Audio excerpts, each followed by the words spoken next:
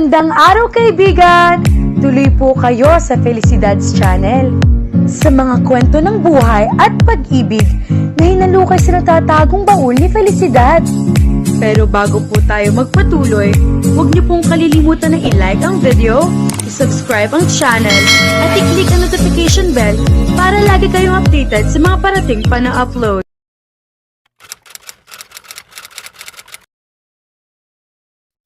Matapos ang kamustahan at pagpapakilala sa kanila sa ere ay nagsimula na sa pagtatanong ang DJ na si Max sa kanila.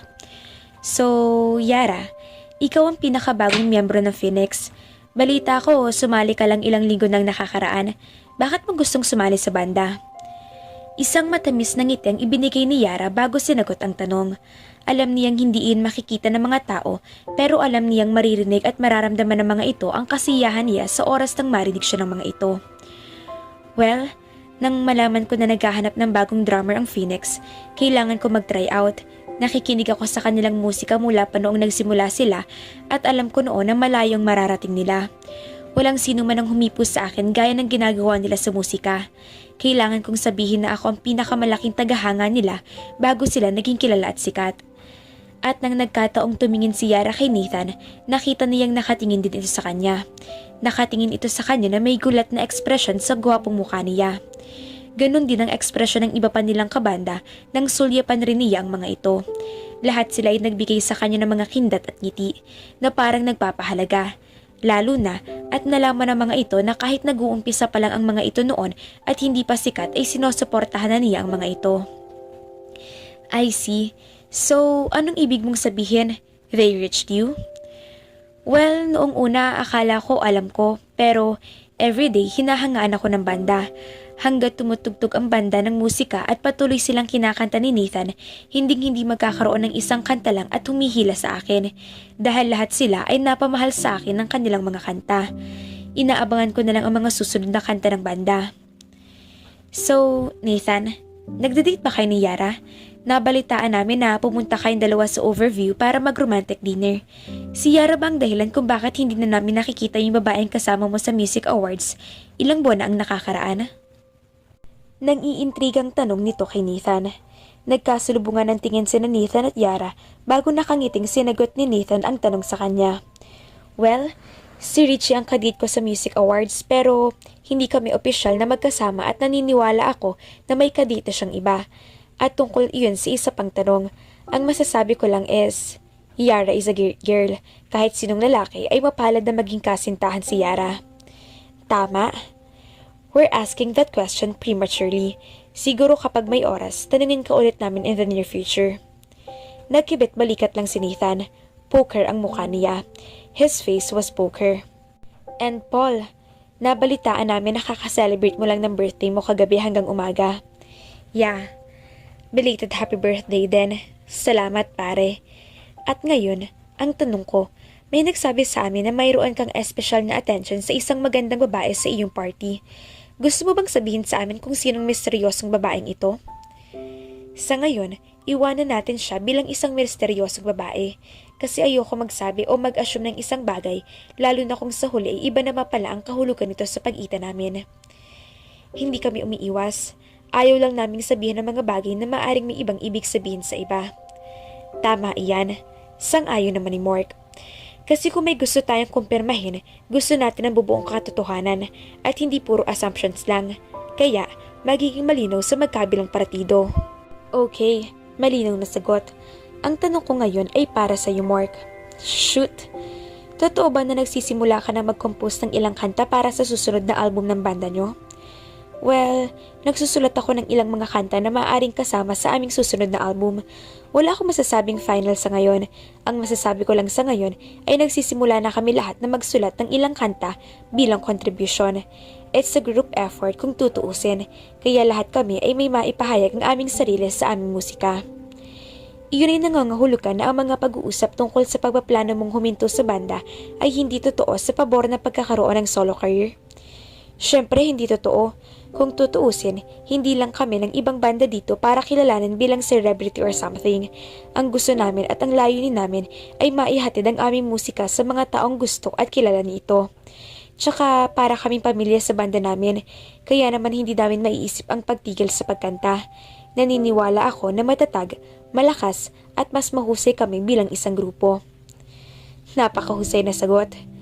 Naniniwala ako na iyon ang dahilan kung bakit ang iyong banda ay nananatiling mas malakas kaysa dati dahil sa paraan ng pag-iisip ninyo sa inyong musika at sa inyong sarili bilang isang grupo.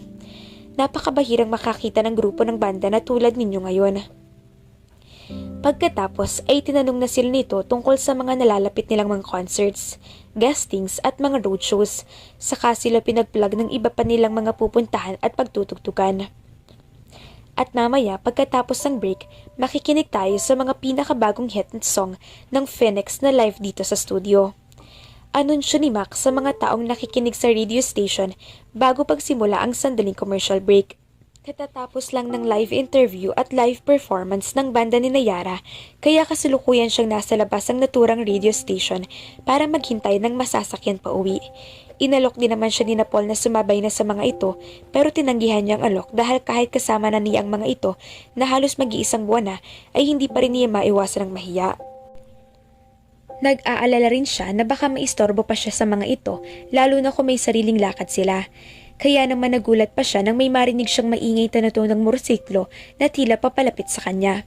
At nang tingnan ni Yara ang direksyong pinanggagalingan niyon, ay nagulat pa siya nang makitang si Nathan na nagmamay-ari ng itim na mamahaling motorsiklo na iyon. Naka-helmet ito pero nakataas naman ang tintad na salamin sa harap ng helmet.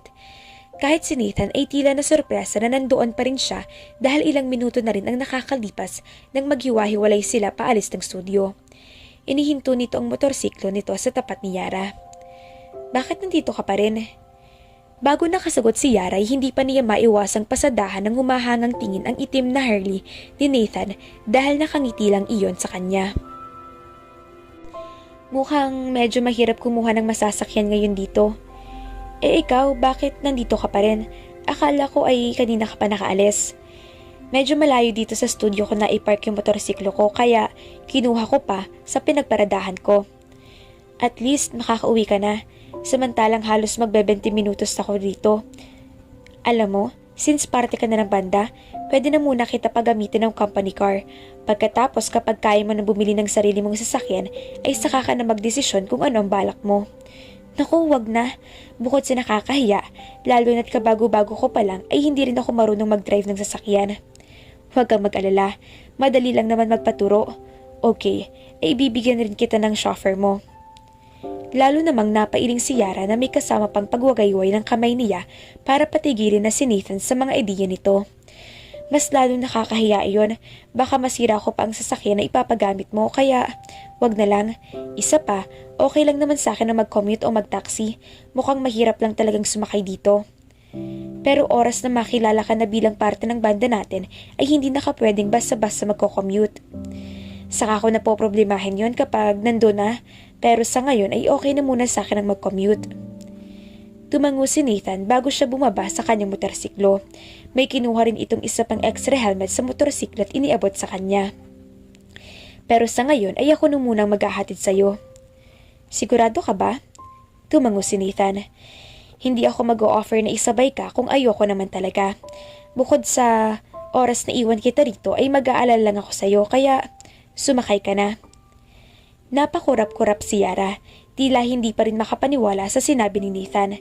Ngayon, nakaramdam siya ng kasiyahan dahil sa unang pagkakataon makakasakay siya ng motorsiklo na mamahalin pa at kasing ganda at kasing bilis ng motor ni Nathan. May problema ba?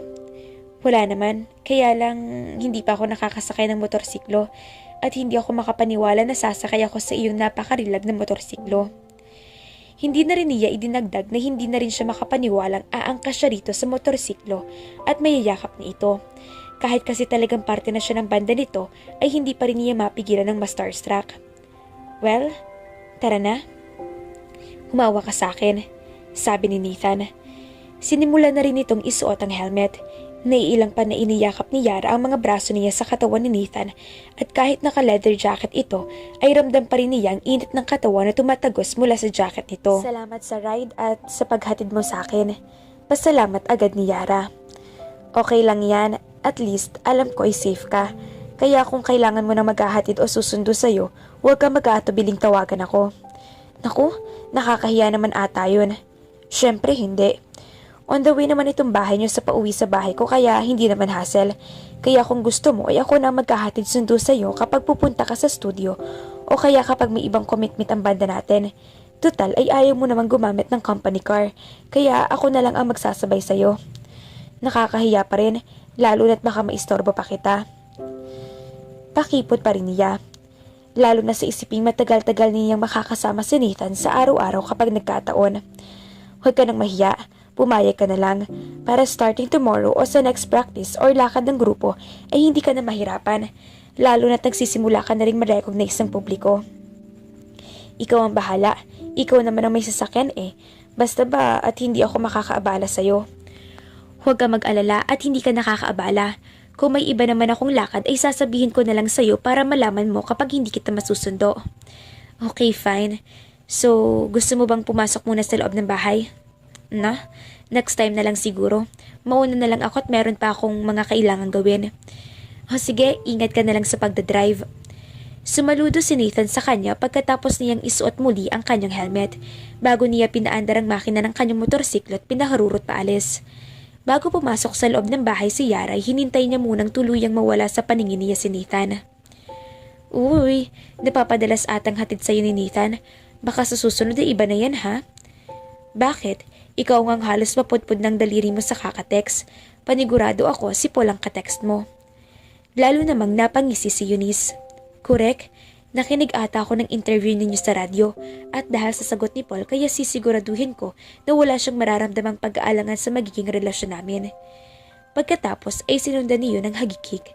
Napailing-iling na lang si Yara bago siya nagtungo sa silid niya para magpahinga. Mga ka-felicidad, baka lalong lumalim ang feeling ni Yara kay Nathan, lalo na at hitad sundo ang gagawin sa kanya ng binata. Abangan!